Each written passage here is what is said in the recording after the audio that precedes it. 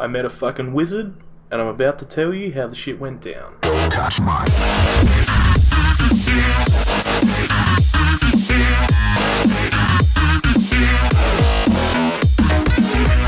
Alright, what's up guys? Today I'm going to be telling you about how I met a wizard. A real life wizard.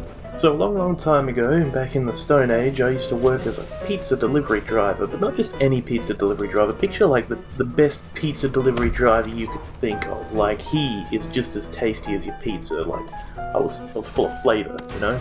I was zesty. Anyway, so I'm doing my thing.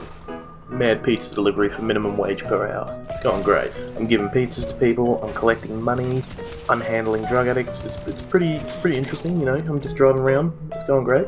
And then suddenly, there's something wrong with one of the nights I go to work. I go to work and I just feel a bit off. I feel a bit, something's not right.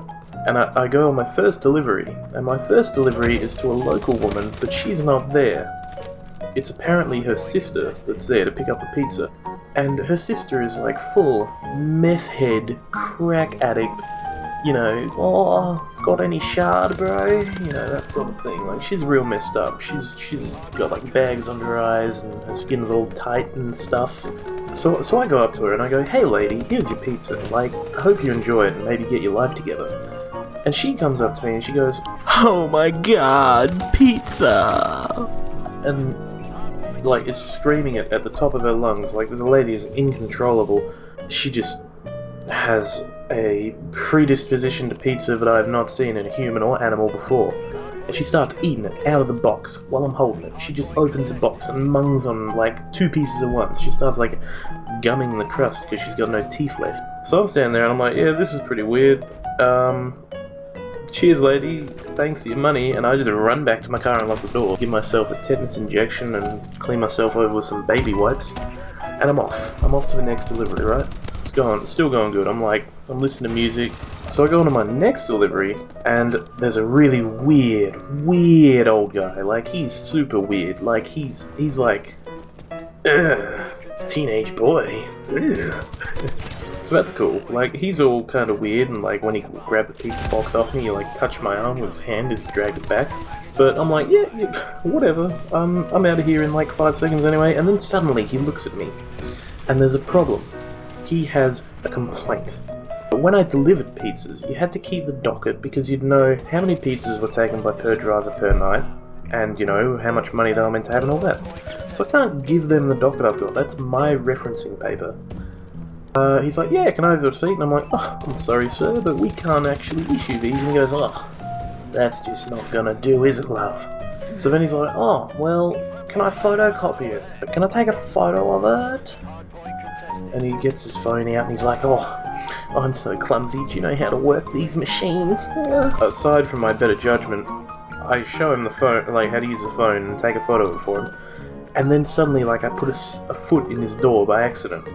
And he's like, oh, do you want to come in for a moment? And he's like all winking at me, and his eyes are like moistening a bit. So I ran out of that place. Like, that was an experience. But this brings me to when I met a real life wizard. Dead set. I'm delivering pizzas. I deliver a few between the last story and this story. It's coming towards the end of the night.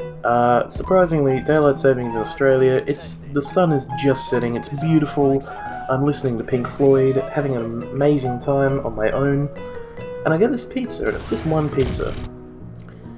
And I go to this house, and this house is like a shack on the beach, surrounded by willow trees. It looks like a little Shrek hut bungalow thing. It's quite breathtaking, really.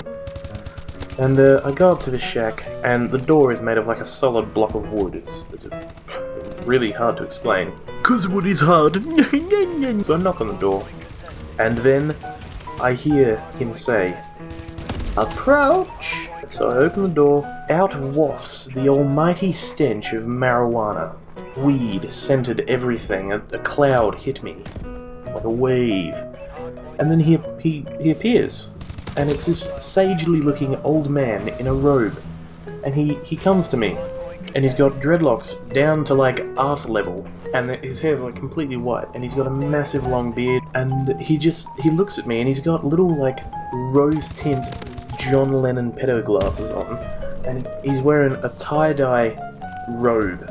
Picture a bathroom like dressing gown, but sort of like fabricy and tie-dyed like a hippie. And he comes to me and he says, "Pizza. Oh, that's good. Just give me 1 minute, man." And he walks off, and he goes and gets a $100 note. And he stands there holding it. And I don't have the change for $100 because as a pizza guy, you only get given change to makes 50 because we get robbed a lot. So he's got a $100 note. And then suddenly, I stop dead in my tracks. Like, this is weird to like 11 out of 10 right now. I stop dead in my tracks because I spot, over his left shoulder, a possum. Yes, a possum. A small Australian marsupial is living in his dreadlocks and sticking its little snout out to look at me. And I'm like, dude, holy shit, do you know that you've got a possum living in you? And he looks at me, and then he like nuzzles his head against it a bit, and he's like, "Huh, man, that's Reggie." And he's like, "Yeah, Reggie's 4. He lives here." And I'm like, he lives in the house, or he lives in you, or define here. Yeah, $100 note, and I say, "I'm sorry, sir, but do you have any smaller notes? I don't carry change up to the next 100, only to a 50. And he looks at me, and he's not even phased. He's like, "Oh, keep it, man. Keep it." And he slowly like walked backwards a few steps from the door. And mind you, this guy's like 70 years old. He's like a dinosaur, and he talks like a hippie, dressed like a wizard on drugs.